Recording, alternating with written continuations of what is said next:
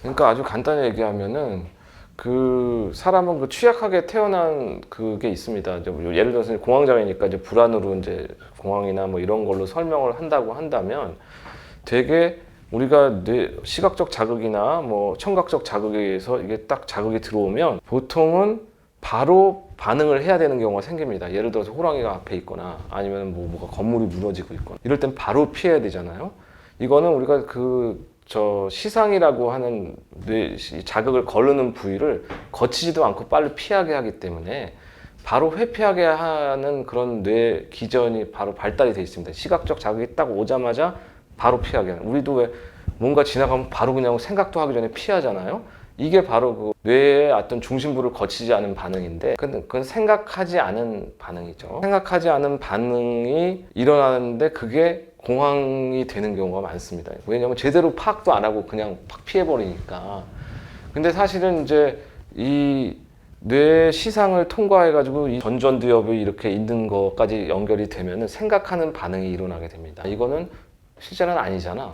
이렇게 해가지고 참어. 이렇게 이제 반응을 보낼 수 있는데 차이입니다. 그러니까 어떤 사람들은 그 생각하지 않은 반응이 아니면 생각을 할 수 없게끔 공황에 너무 눌려버려가지고 그 스트레스를 참을 수 없게 되는 사람이 있는가 하면 어떤 사람은 그 시상을 통과해서 전전두엽까지 가게 해서 생각하게 하는 사람이 있느냐의 차이가 이걸 스트레스로 받아들이냐 아니냐의 차이가 되는 거죠. 사실은 스트레스가 아닌데도 스트레스로 반응하는 사람이 스트레스에 취약한 거 아니겠습니까?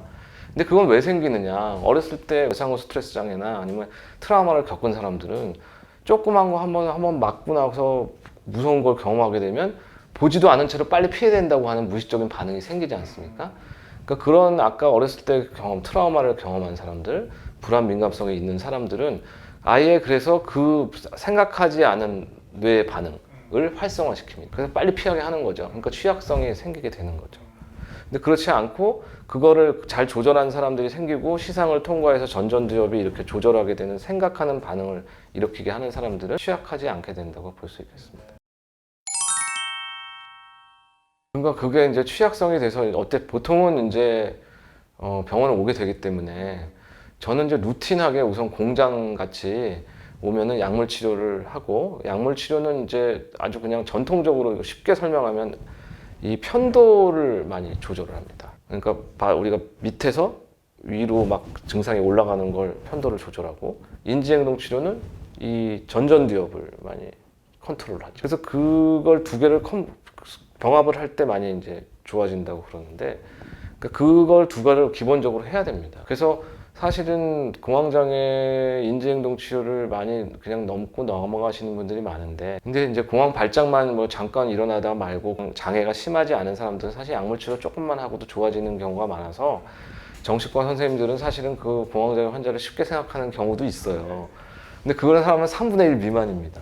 근데 그 사람들은 결국은 이제 폭발을 하죠. 근데 폭발을 하면 나중에 되면은 이 두 가지를 꼭 병합을 해가지고 치료를 하도록 하고요. 그걸 잘 병합했을 때 7, 80% 이상 효과가 있다 그래요.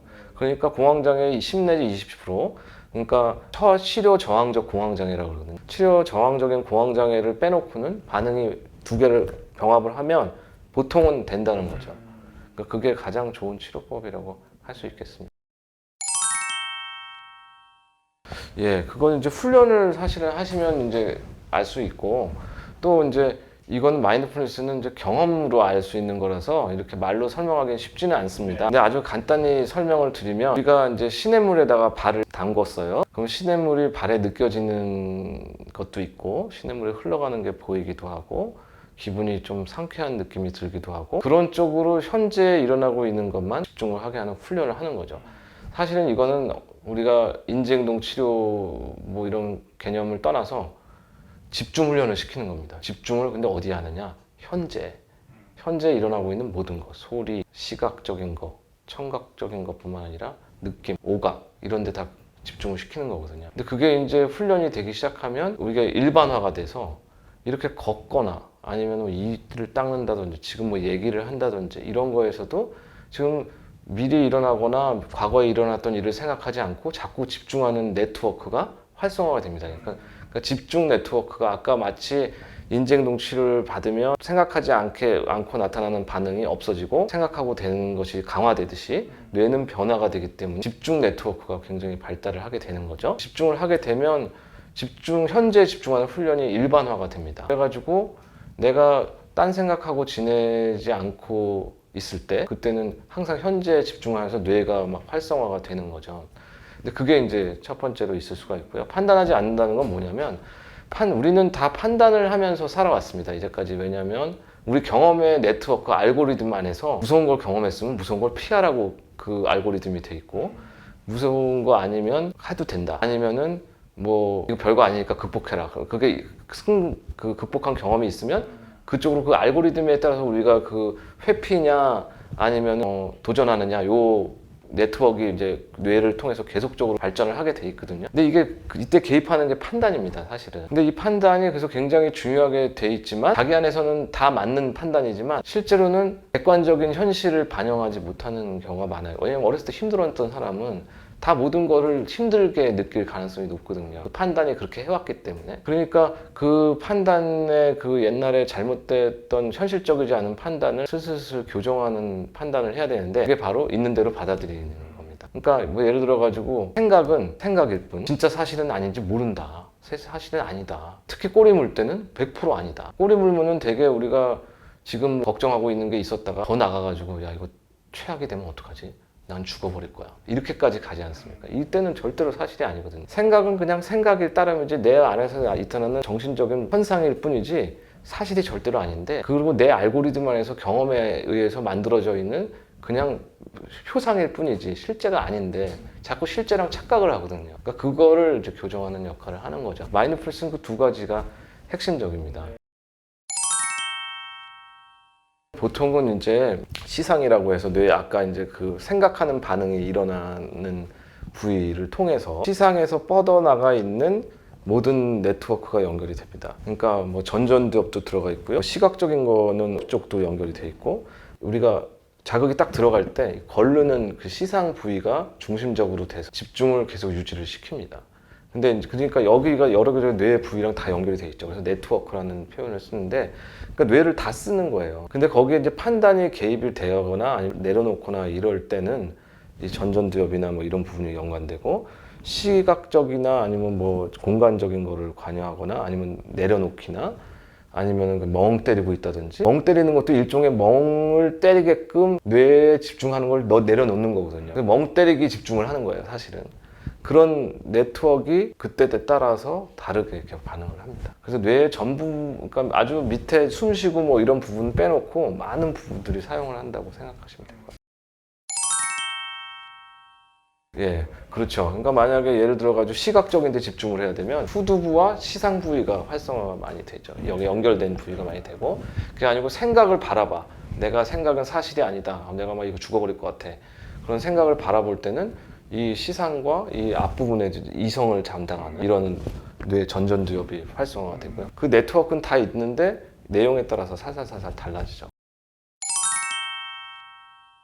경험이라는 거는 사실은 그냥 우리가 이제 스트레스 반응을 아주 간단히 얘기할 때, 우리 뭔가 스트레스가 딱 왔을 때 싸우느냐 회피하느냐, 그 두 가지가 스트레스 반응이라고 우리가 고전적으로 정의를 하지 않습니까? 근데 인생이라는 거는 사실 어렸을 때부터 이렇게 만들어진 엄마와의 상호작용을 통해서 사실은 얘가 피할 것이냐 아닐 것이냐 자기 경험에 따라서 뇌에다가 저장이 됩니다. 그거는 변연계라고 그러죠. 변연계, 우리 기억을 담당하는, 감정과 기억을 담당하는 해마와 편도가 서로 상호작용하면서 이게 이제 피해라. 편도는 힘든 경험이 있으면 이 기억을 빨리 끌어내가지고 피해라 라고는 신호를 보내고, 여기는 그게 아니고 기억을 이렇게 저장하는 역할을 하죠. 두 개가 상호작용을 하면서 이제 사실은 기억이 저장이 되는데요. 그러니까 이럴 때 내가 피했지, 이럴 때 내가 싸웠지 라고 하는, 싸워서 이겼으면은 이제는 싸우라는 신호가 이럴 때 나타나게 되고,